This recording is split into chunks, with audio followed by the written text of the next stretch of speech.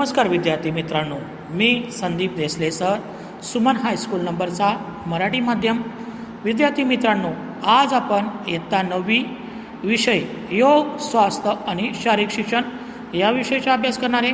विद्यार्थी मित्रांनो, आज आपण प्रकरण 8 व्यायामाचे परिणाम याचा अभ्यास करणार आहेत. विद्यार्थी मित्रांनो, तुम्हाला मी शिकवण्याच्या अगोदर काही गोष्ट आहे ते सांगण्याचा प्रयत्न करतो की श्वासनतंत्र आणि रक्तभिसरण तंत्र या दोघीच्या द्वारे आपल्या शरीरात काही फरक आपल्याला दिसून येतात.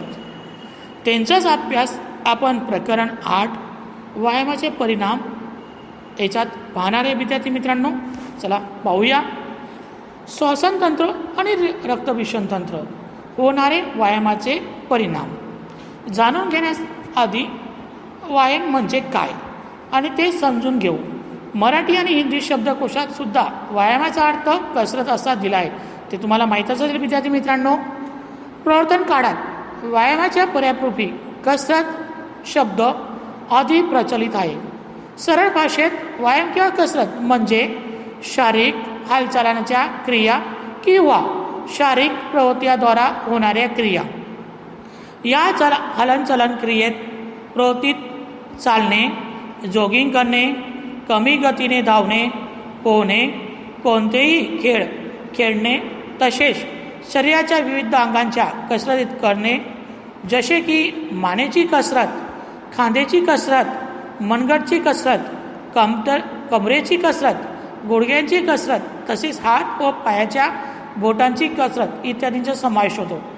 विद्यार्थी मित्रांनो, जर आपण पाहू शकतो, खेळ आणि कसरत व्यक्तिगत असू शकतात, पण जोडीत पण असू शकतात, तसेच समूहात सुद्धा असू शकतात. कसरत व्यायामलक्षी कोणत्याही साधनाशिवाय किंवा साधनहित सुद्धा असू शकतात, ते आपल्याला माहीत आहे.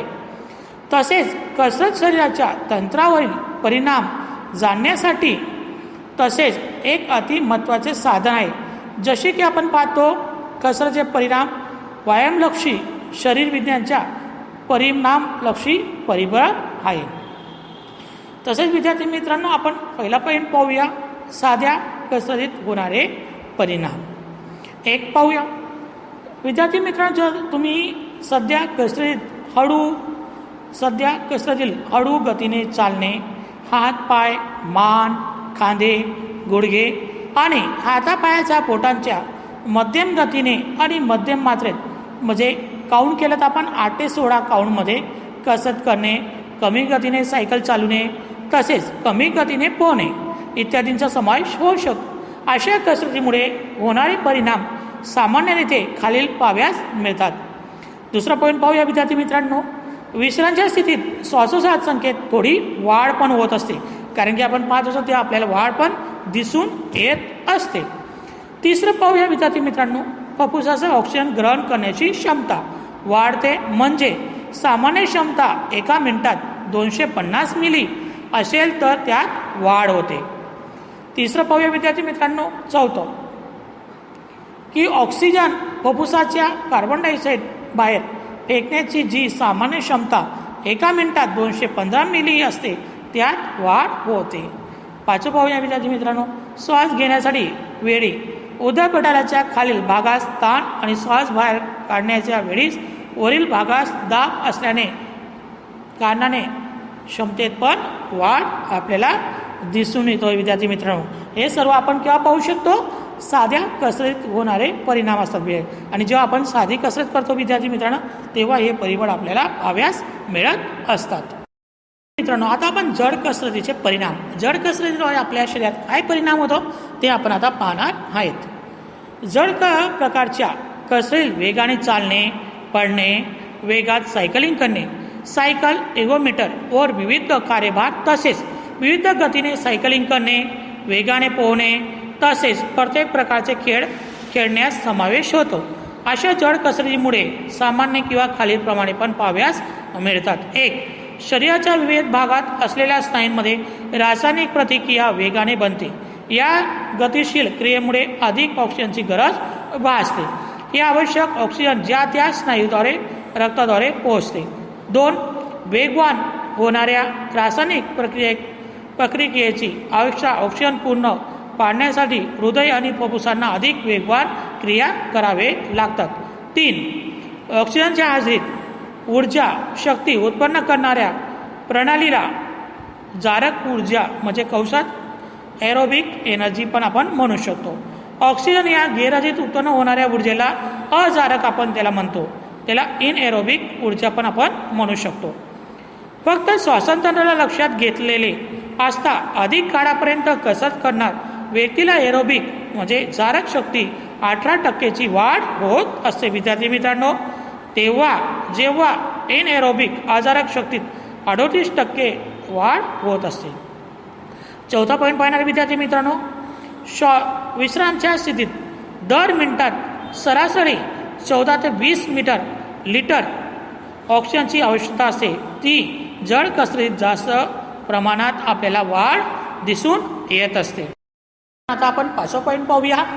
विश्रामच्या स्थितीत प्रत्येक श्वासाचे 1 मिनिटाचे जे प्रमाण असते ते 14 ते 16 असते आणि कसरत दरम्यान ते वाढून 30 इतके होत असते.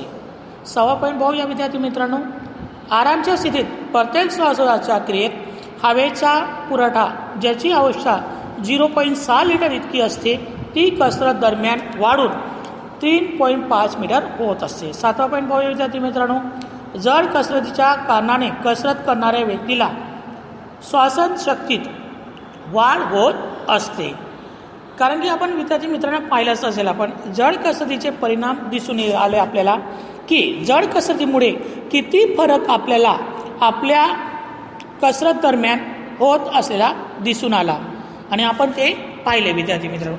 आता 3रा पॉईंट आहे जड कसरतीत उत्पन्न होणारी ऑक्सिजन उणीव. ते पण आपण आता पाहणार विद्यार्थी मित्रांनो. जड प्रकारच्या कसरतीत करत असताना आवश्यक स्नायू ऑक्सिजन न मिळाल्यामुळे ऑक्सिजनाची जी अपूर्णता निर्माण होते त्यास ऑक्सिजन उणीव असे म्हणतात विद्यार्थी मित्रांनो. ही व्याख्या त्याची आहे.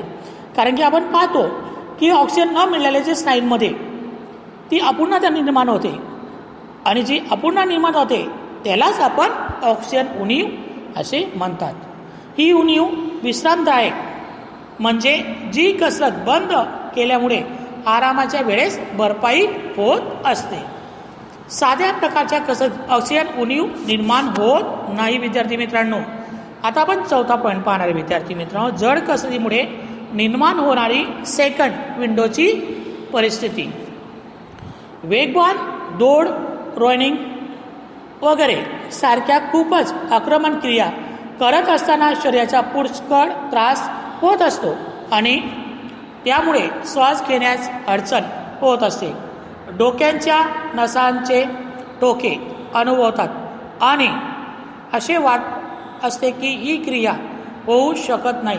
या प्रकारची पीडा दूर होण्याच्या क्रिया अदृश्य होण्याच्या क्रियेला किंवा अनुभवाला सेकंड विंडो असे म्हणतात. सेकंड विंडोच्या या परिस्थितीमध्ये किंवा आधी अन्य कोणतेही शारीरिक फरक दिसत आपल्याला पाहाव्यास मिळत नाही किंवा पीडा दूर होण्याची कारणे सुद्धा अनुभवात येत नाही.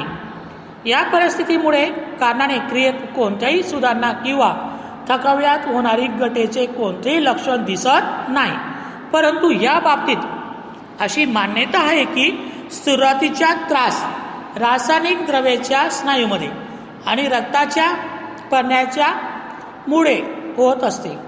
विद्यार्थी मित्रांनो, आपण पाहिलं असं की जो खास करून स्नायूंना आवश्यक ऑक्सिजन पुरत नसल्यास होत असतं आणि तेव्हा योग्य कालावधीत जो आराम अनुभवला जातो तो आवश्यक ऑक्सिजनच्या पोचल्या थोड्या कारणाने होत असतो. त्यामुळे श्वासात आराम अनुभवतो आणि हृदयाची रक्त पाठवण्याची क्षमता पण वाढ होत असते. स्नायूमधून रक्त घेऊन जाणाऱ्या पेशवाहिन्या अधिक कार्यक्षम होत असतात. सामान्यरित्या साध्या आणि जड कसरतीमुळे रक्त विषम तंत्रावर तत्काल आणि कायमी दुरोगामीचे परिणाम होतात. त्याविषयी आता आपण माहिती मिळू या विद्यार्थी मित्रांनो. आता आपण शीघ्र परिणाम पाहूया. हे परिणाम खालील प्रकारे आहेत. 1. रासायनिक प्रतिक्रिया. कसरत केल्याने स्नायूमध्ये रासायनिक प्रतिक्रिया वेगवान बनते. ही क्रिया रक्तात हिमोग्लोबिनचे पदार्थाचे कारणाने राहिलेल्या ऑक्सिजनच्या हाजेरीत होत असते. 2. अभिसरण क्रियेत वेग. कसरतीमुळे होणाऱ्या गतिशील रासायनिक प्रतिक्रियेच्या कारणांमुळे अधिक असणाऱ्या ऑक्सिजनच्या आवश्यकतेला पूर्ण पाडण्यासाठी रक्ताच्या अभिसरणावर वेगात वाढ होते. म्हणजे की फुफ्फुसात शिरामार्फत हृदयाच्या डाव्या कर्णकात गेल्याने शुद्ध रक्ताची तसेच उर्ध्वशिरा आणि अर्धशिराद्वारे हृदयाच्या उजव्या कर्णकातून उजव्या श्लेष्मातून तेथून फुफ्फुसात वेगवान अशुद्ध रक्ताच्या अभिसरणात क्रिया वेगवान बनत असते. विद्यार्थी मित्रांनो, आता आपण तिसरा पॉईंट पाहूया. हृदयाची पंपिंग आणि क्रिया. हृदयाकडे रक्त पाठवण्याची क्रिया. आरामाच्या स्थितीत एका मिनिटात अंदाजे 5 लिटर इतक्या रक्ताचे पंपिंग होत असते. परंतु कसरत दरम्यान तालीम घेतलेल्या शिवायच्या व्यक्तीचे हृदय एका मिनिटात जेवढा रक्ताचे पंपिंग करत असेल त्यापेक्षा तालीम घेतलेल्या व्यक्तीचे हृदय 2 पट रक्ताची पंपिंग करत असतं. विद्यार्थी मित्रांनो, 14 पॉईंट पाहूया. रक्ताचा साठा. कसरत दरम्यान तालीम न घेतलेल्या व्यक्तीच्या एका ठोक्याच्या रक्ताचा साठा 120 मिलीमीटर इतका असतो, तेव्हा तालीम घेतलेल्या व्यक्तीच्या एका ठोक्याच्या रक्ताचा साठा 175 मिलीलिटर इतका होत असतो. विद्यार्थी मित्रांनो, 5 पॉईंट पाहूया. विद्यार्थी मित्रांनो, हृदयाचे ठोके. तालीम न घेतलेल्या व्यक्तीच्या आरामाच्या स्थितीत एका मिनिटात जेवढे ठोके असतात त्यापेक्षा अर्धे हृदयाचे ठोके तालीम घेणाऱ्या व्यक्तीचे असतात. हृदयाच्या ठोक्यांच्या वाढघटीचा आधार फक्त कसरत नाही, परंतु व्यक्तीच्या अंगांची स्थिती, लैंगिक जाती फरक, वय, भावनेची स्थिती, बाह्य वातावरण, कसरतीचा प्रकार आणि कसरतीची तीव्रता इत्यादी बाबती महत्त्वाच्या असतात, ज्याची विगत आपण पुढील प्रमाणे पाहणार आहेत. विद्यार्थी मित्रांनो, आता आपण अंग स्थिती किंवा अंग विन्यास, बसणे, उभे वाहणे, झोपणे इत्यादी विविध प्रकारे शरीराच्या ज्या स्थितीत गोठविण्यात येतात त्यास अंगविन्यास असे म्हणतात. शरीराच्या स्थितीचा परिणाम ठोक्यांवर होत असतो. झोपण्याच्या स्थितीत गुरुत्वाकर्षण बिंदू जमिनीच्या अधिक जवळ असल्याने ठोके प्रमाणात कमी असतात. झोपण्याच्या स्थितीपेक्षा उभे राहण्याच्या स्थितीत 10 ते 12 इतके अधिक ठोके होतात. आता आपण जाती लिंग पाहूया. आरामाच्या स्थितीत पुख्त वयाच्या पुरुषांपेक्षा पुख्त वयाच्या स्त्रियांमध्ये दर मिनिटात 5 ते 10 ठोके वाढ असतात आणि आरामाच्या स्थितीत स्त्रीचे एका मिनिटात 84 इतके ठोके असतात, जेव्हा पुरुषांचे 78% इतके होत असतात. वय. 10 वयाचे वय असताना कसरत दरम्यान एका मिनिटात सरासरी ठोके सर्वाधिक असतात. हे ठोके वाढत्या वयात कमी होत असतात. विद्यार्थी मित्रांनो, भावना. भावनाशील व्यक्ती आरामाच्या स्थितीत आणि कसरत करताना अन्य व्यक्तींपेक्षा हृदयाच्या ठोक्यांचा प्रमाण वाढ असते. मित्रांनो, आता आपण वातावरणाचा काय प्रभाव पडत असतो व्यक्तीच्या जीवनात ते पाहणार आहेत. उष्ण तापमानाला किंवा उंच उष्णतामान असलेल्या जागी तसेच उंच सडी कोणत्याही शक्तीचे ठोके सामान्यपेक्षा प्रमाणात खूपच अधिक असतात. उंच सडी हवा विरळ म्हणजे की हवेत ऑक्सिजनचे प्रमाण कमी असल्याने आवश्यक ऑक्सिजनच्या मिळण्यासाठी हृदयाचे ठोके वाढ जातात. याशिवाय जर हवा स्थिर असेल आणि हवेत आर्द्रतेचे प्रमाण अधिक असेल तर हृदयाचे ठोके वाढत असतात. आता आपण कसरतीचे प्रकार पाहूया. वेगात कमी अंतराची दौडमध्ये हृदयाचे ठोके सर्वात वेगात असतात. तसेच ज्यात अधिक परिस्थिती गरज असेल अशा कसरतीचे वजन उचलणे इत्यादीमध्ये हृदय ठोके प्रमाणात कमी असतात. परंतु सहनशक्ती असणाऱ्या कसरत जसे की लांब अंतराची दौड किंवा वगैरेमध्ये हृदयाचे ठोके वेगवान दौडपेक्षा कमी आणि वजन उचलण्यासाठी कसरतीचे पेक्षा अधिक असतात. 6 पॉईंट पाहूया. विद्यार्थी मित्रांनो, मूत्रपिंडात रक्ताचे अभिसरण. म्हणजे आपण पाहू शकतो कसरत दरम्यान मूत्रपिंडाकडे जाणाऱ्या रक्ताचे प्रमाण कमी होते, ज्यामुळे अन्य स्नायूंकडे अधिक रक्त वाहते. हे कमी होणाऱ्या काळात कसरत पूर्ण झाल्यानंतर अंदाजे 1 तासाचा असतो. त्यामुळे त्यांचे मूत्रपिंड क्षतिग्रस्त असते. त्याचे शारीरिक श्रम करत असताना सावधानीने ठेवणे आवश्यक असते. आता कायमी अथवा दुरोगामी परिणाम. 1. हिमोग्लोबिन. तालीम दरम्यान हिमोग्लोबिनचे प्रमाण वाढलेले जाणवते. 2. लॅक्टिक ॲसिड आणि सहन करण्याची शक्ती. आजारक ऊर्जा उत्पन्न होते तेव्हा लॅक्टिक ॲसिड बनते आणि लांब काळाच्या तालीमध्ये अंती व्यक्तीमध्ये लॅक्टिक ॲसिड सहन करण्याची अधिक क्षमता पण निर्माण होत असते. विद्यार्थी मित्रांनो, पाहूया रक्ताचा दाब. रक्ताच्या उच्च दाबाला सिस्टोलिक दाब आणि खालील दाबाला डिस्टोलिक दाब असे म्हणतात. लांब काळाच्या कसरती दरम्यान सिस्टोलिक दाब अंदाजे 180 मीटर इतका होतो तेव्हा डायस्टोलिक दाब 110 मिलीमीटर इतका होत असतो. 14 पॉईंट पाहूया. हृदयाच्या रक्ताच्या पंपिंगची क्षमता आणि हृदयाचे ठोके. लांब काळाची तालीममुळे हृदयाच्या रक्ताची पंपिंग करण्याची क्षमता वाढत असते, म्हणजे की कमी वेळात अधिक रक्ताचे पंपिंग होत असते. अधिक काळाच्या तालीममुळे हृदयाचे ठोके सुद्धा प्रमाणात कमी जास्त होत असतात. 5वा पॉईंट पाहूया विद्यार्थी मित्रा. हृदयाची मजबूती. अधिक काळाच्या तालीममुळे हृदय आणि मजबूत होत असते, ज्या कारणाने पंपिंग झालेल्या रक्ताचा साठा सुद्धा वाढत असतो. हृदय सुद्धा अन्य स्नायूंप्रमाणे मजबूत होत असते, म्हणजे की त्याचे संकोचन वाढत असते, संकोचन बळ वाढते. 6वा पॉईंट पाहूया. एरोबिक आणि इनएरोबिक. अधिक काळाच्या तालीममुळे एरोबिक जारक शक्ती अंदाजे 18% एवढी इतकी वाढते आणि इनएरोबिक अजारक शक्ती 38% इतकी वाढत असते. एरोबिक जारक शक्ती हे कार्यान्तिन स्नायूंची एका मिनिटात उपयोगात घेतलेल्या अधिक ऑक्सिजनचे माप आहे, जेव्हा इनएरोबिक अजारक शक्ती मनुष्याच्या ऑक्सिजनच्या गैरहजेरीत काम करण्याची शक्ती असते. 7वा पॉईंट पाहूया विद्यार्थी मित्रांनो. चरबी आणि कोलेस्ट्रॉल. अधिक काळाच्या तालीम दरम्यान आणि तालीम कार्यक्रम नंतर शरीराच्या चरबी आणि कोलेस्ट्रॉलचे प्रमाण कमी असलेले आढळते. साधे किंवा जड कसरत व्यायाम करत असताना आणि व्यायाम केल्यानंतर कित्येक बाबतीत लक्षात ठेवणे आवश्यक आहे. या बाबतीत शरीराच्या तंदुरुस्ती प्राप्ती आणि त्याच्या सुरक्षेसाठी लक्षात ठेवणे अति आवश्यक आहे. या बाबतीविषयी माहिती मिळूया. मित्रांनो, आता आपण व्यायाम करण्यासाठी लक्षात ठेवण्याच्या काही बाबतीत ते पाहणार आहेत. 1. व्यायामाशी कोणत्याही क्रिया सुरू करण्याआधी व्यक्तीची सकाळची स्वच्छक्रिया पूर्ण झाली असेल तर अधिक चांगले. 2. अगदी रिकाम्या पोटी व्यायाम करणे हित नसते. 3. फक्त चालण्याची क्रिया सरळ कसरत करायची असेल तरीसुद्धा ऋतूनुसार पोशाख परिधान करावा, जसे की चड्डी, T shirt, pant, shirt, tracksuit इत्यादी. 4था पॉईंट पाहिजे विद्यार्थी मित्र.